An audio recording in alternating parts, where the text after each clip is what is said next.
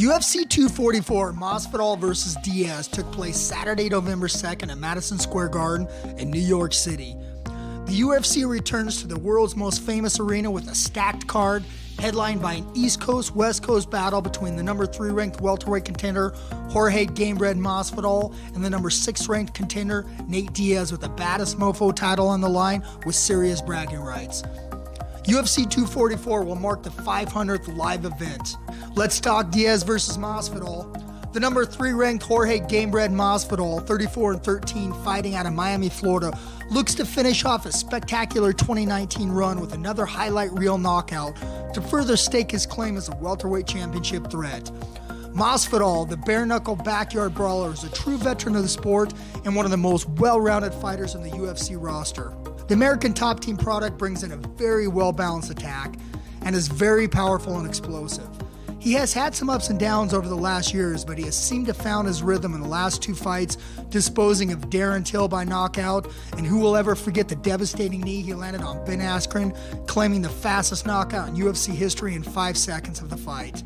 Masvidal looks to continue the momentum by taking out another bad man in Nate Diaz for the BMF title. The number 6 ranked Nate Diaz, 21-11, fighting out of Stockton, California, looks to assert himself into the welterweight title picture with another show-stealing performance. Diaz, a Stockton product, is one of the most polarizing figures in the sport and brings a true Brazilian Jiu-Jitsu black belt, incredible gas tank, slick boxing with a high-pressured attack that has served him well over the years, wearing down his opponents with a now infamous Stockton slap.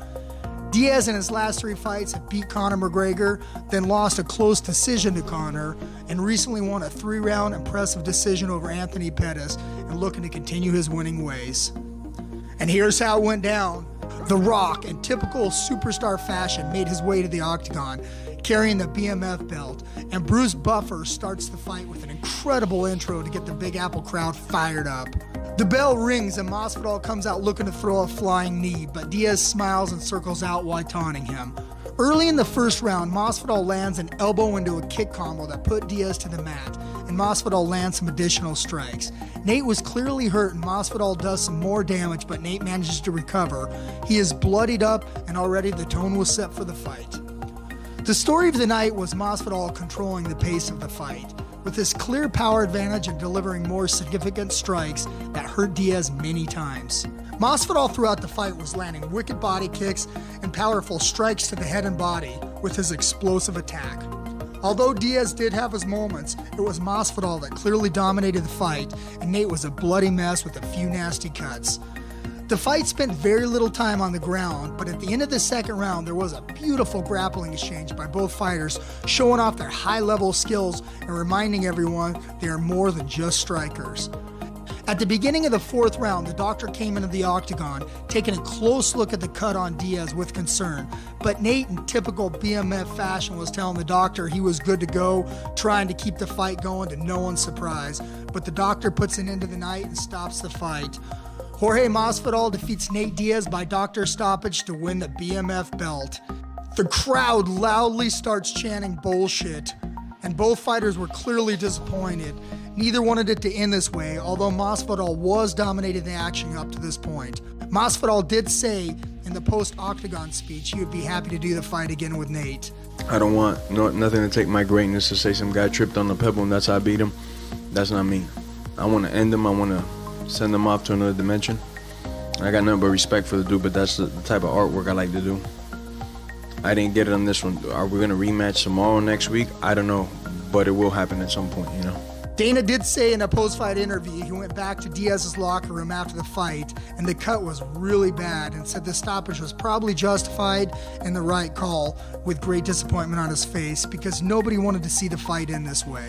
Then I walked back and I saw Nate Diaz, and his eyebrow was literally flipped over in front of his eye, and he had another huge gash under his eye. And then I started thinking, you know, it's easy sitting over there in my chair thinking, you know, the fight shouldn't be stopped. And the reason we love Diaz so much is because, you know, he's so tough and durable and everything else. But I don't know, these things happen, and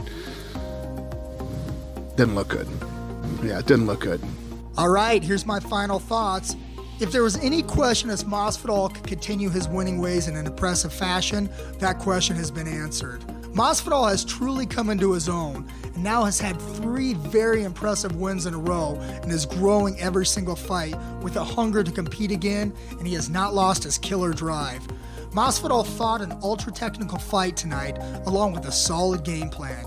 He showed tonight what an incredible athlete he is, showing off his speed, power that was just too much for Diaz to handle.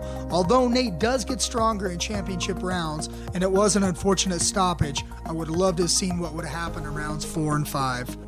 Here's some quick stats on Masvidal. He is the number 3 ranked welterweight contender.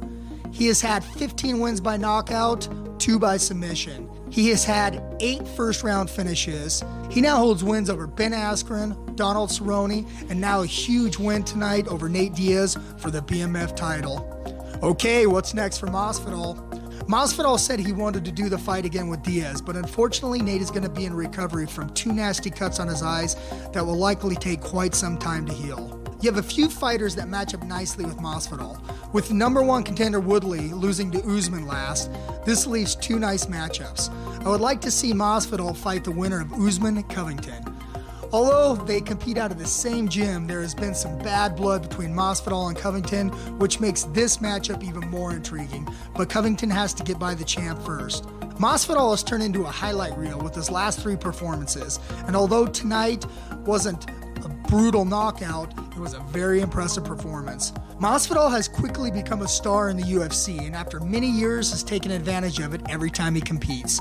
He grows as a fighter every time he steps into the octagon, and the only fight for him that makes sense is the winner of Colby versus Usman for the title, and I can't wait to see him again. Guys, I just wanted to give a big shout out to all of our loyal fans. We appreciate the support.